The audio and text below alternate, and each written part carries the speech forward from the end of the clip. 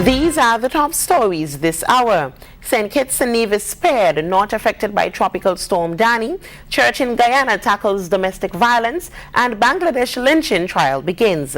Good afternoon and welcome to ZIZ's Midday Newscast for today, Monday, August 24th, 2015. I am JD Keynes.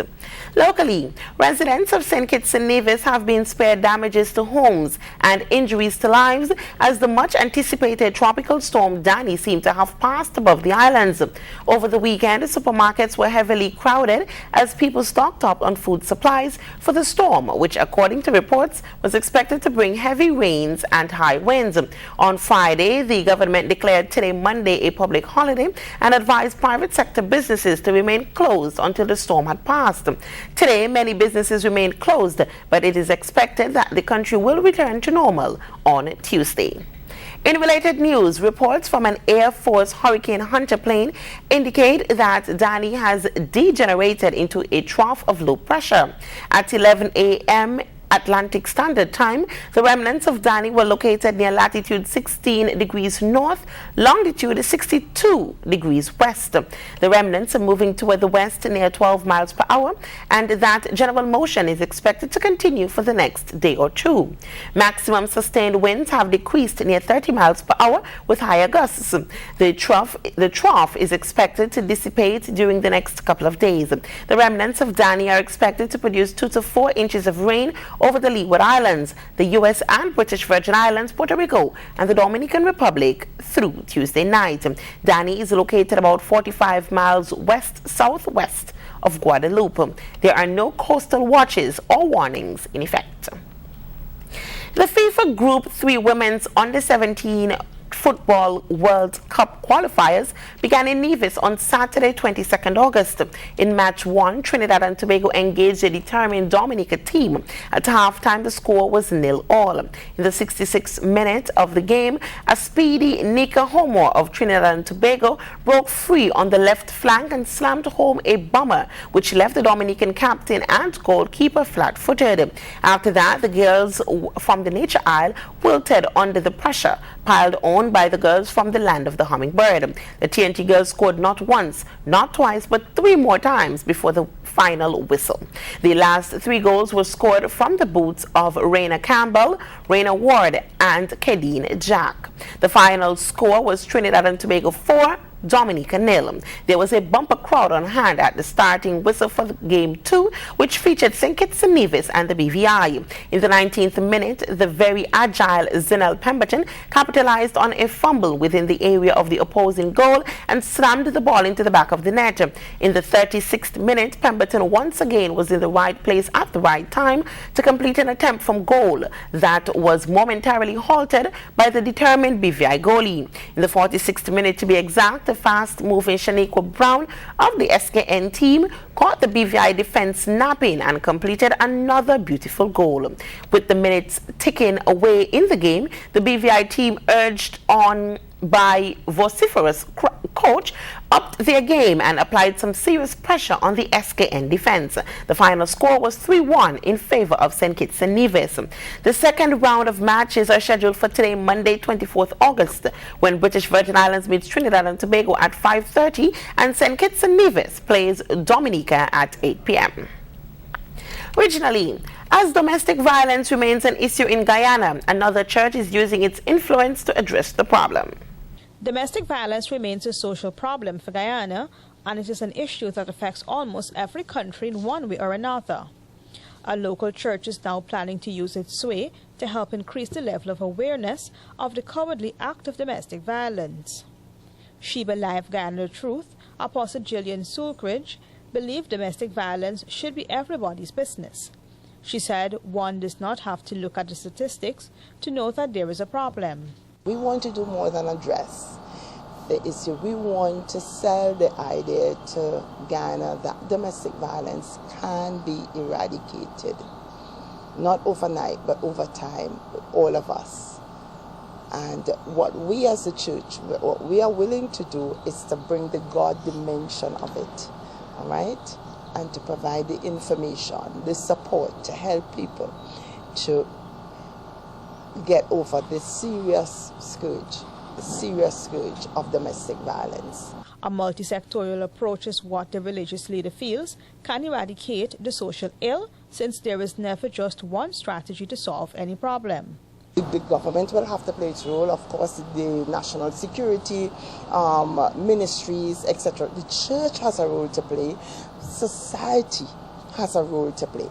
And this week, when we do this conference, what we are hoping that will happen as persons come out, and every single person, every one of us, the media has a major role to play.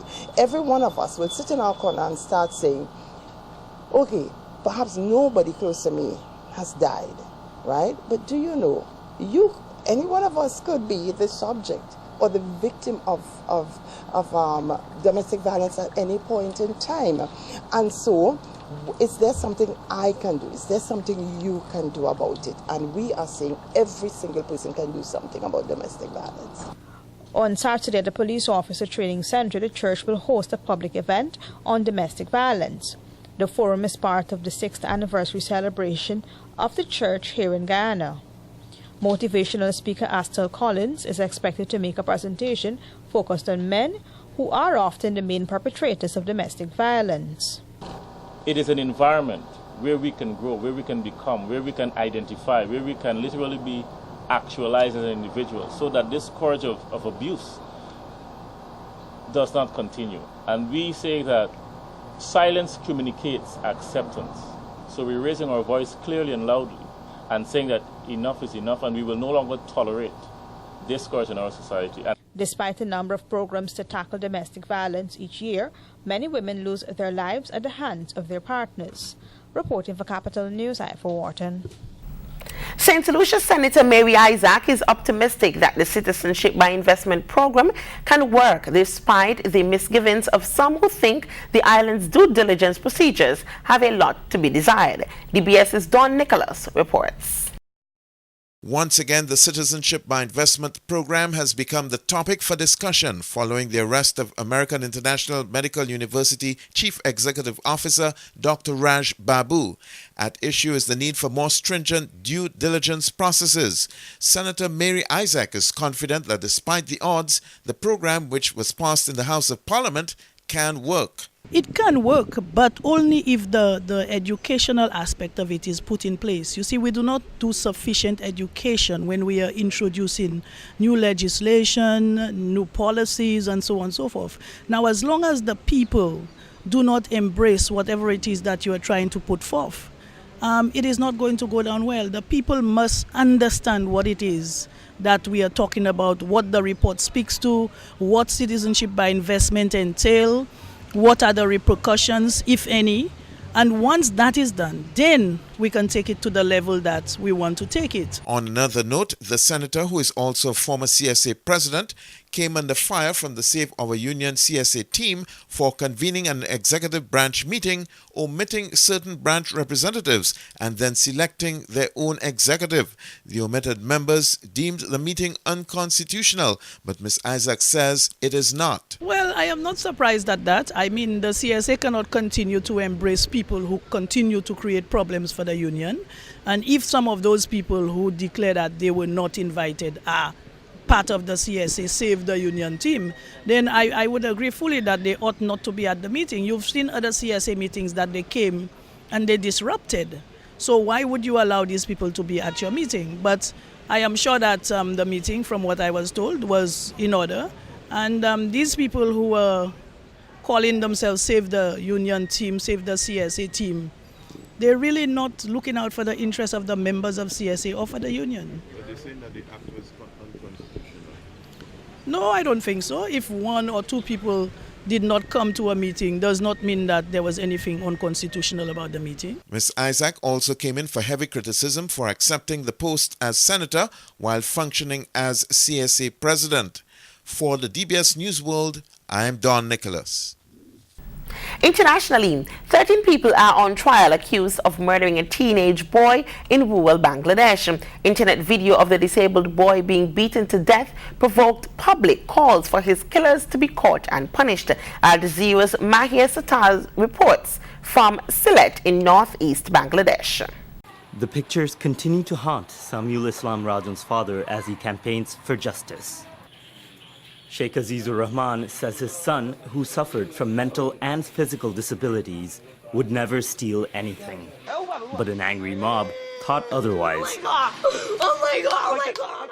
They killed him, then gloated about it in HD. Video of the 13-year-old's murder was posted online by the culprits themselves. They bragged that they had caught a thief. We're poor, so he used to go to the market to help out our family by selling vegetables. That evening his mother called and said my boy hadn't come home. I panicked straight away. This is the roadside market where the attackers caught Rajon and tied him up to this pillar. It was early in the morning, but there were still people passing by, so they took him to this garage at the back where they beat him to death. Passers-by did nothing to stop the assault. Rajon's murder is provoking international outrage because the video has gone viral. But Bangladeshis usually ignore public lynchings, which are common here. Many victims were in the wrong place at the wrong time. Me and 6 of my friends were just hanging out in the evening near a bridge when these men with flashlights came up to us and said they were looking for robbers. We told them we were students, but they just started hitting us. All my friends died. Rights groups say mob beatings are a sign of people's lack of faith in the justice system. The police say incidents are rare and they're working to stop them. Every citizen is authorized by the law to arrest him, but he is to hand over the arrested persons to the nearest magistrate, the police. So we have appealed the people in general so that people cannot take the law in their own hands. Such measures will bring little peace to Azizur Rahman. With police presenting charges against suspects this Monday, all he wants is to see Rajan's killers punished for taking away his cherished son. Mahir Sattar, Al Jazeera, Sylhet, Bangladesh. 4 men who helped thwart an attack by an AK-47 toting gunman on a high-speed train received France's highest honor on Monday. The group tackled the gunman and helped stop an attack that could have turned into a bloodbath. They stripped the suspect of an AK-47 pistol, a blade, and a bag of ammunition.